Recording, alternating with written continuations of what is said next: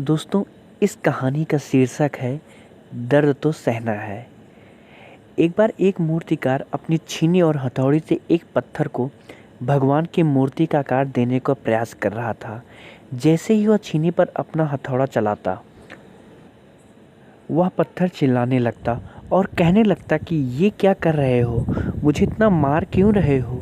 मुझे बहुत दुख हो रहा है, तकलीफ हो रही है, पीड़ा हो रही है।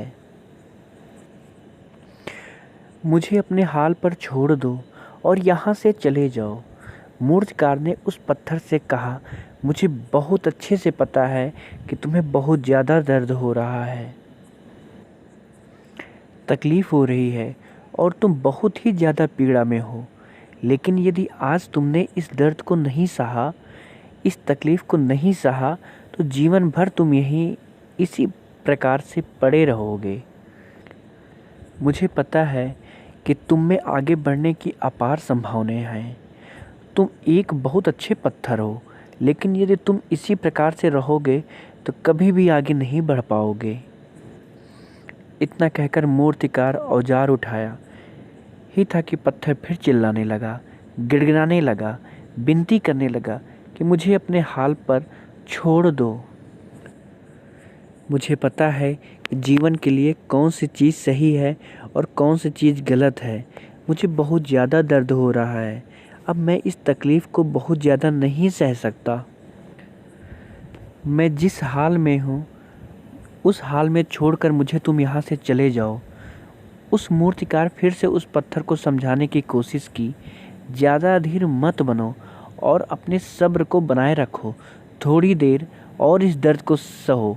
यदि इस दर्द को सह लिया तो मैं भगवान की मूर्ति के रूप में तुम्हारी स्थापना करवाऊंगा और फिर दूर दूर से लोग पूजा करने आएंगे और पंडित और लोग तुम्हारी सेवा करेंगे।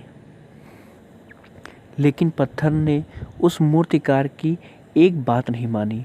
वह चिल्लाता रहा और अपनी बात पर अड़ा रहा। मूर्तिकार में उस पत्थर को समझाने की बहुत कोशिश की, लेकिन वो पत्थर नहीं माना। अब मूर्तिकार भी थक चुका था और वह उस पत्थर को छोड़कर आगे बढ़ गया।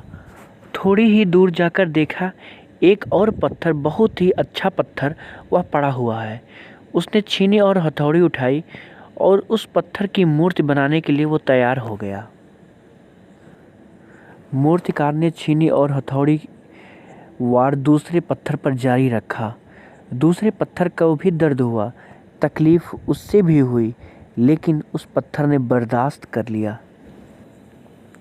और देखते ही देखते थोड़ी समय के बाद उस पत्थर ने भगवान की मूर्ति का रूप धारण कर लिया।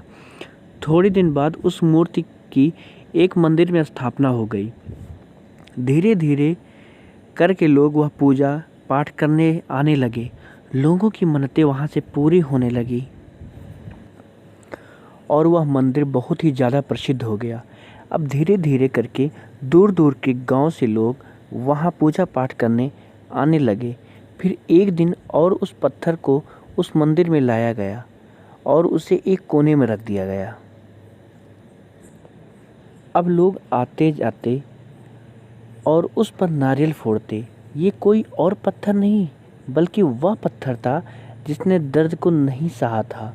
अब वो पत्थर मन ही मन बहुत ज़्यादा पछता रहा था, दुखी हो रहा था और अपने आप से कह रहा था कि काश मैंने उस दिन उस दर्द को, उस तकलीफ़ को सह लिया होता तो आज लोग मेरी भी पूजा करते।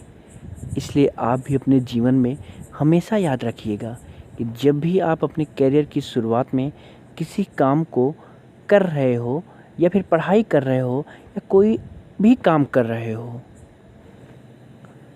और उसमें आपको दर्द हो रहा है, तकलीफ़ हो रही है, ज़्यादा मेहनत करना पड़ रहा है, तो आप रुकिएगा मत, किसी और रास्ते की शुरुआत मत करिएगा। बस मेहनत करते रहना, दर्द तो सहना ही है। प्लीज़, अगर हमारा चैनल आप लोग को अच्छा लगा या फिर हमारा वीडियो आप लोग को बहुत अच्छा लगा है तो प्लीज़ एक लाइक कर दीजिए। आपकी लाइक जो है वो हमारे लिए बहुत महत्वपूर्ण है, हमें इंप्रेशन देता है आगे बढ़ने का, इसलिए दर्द तो सहना है।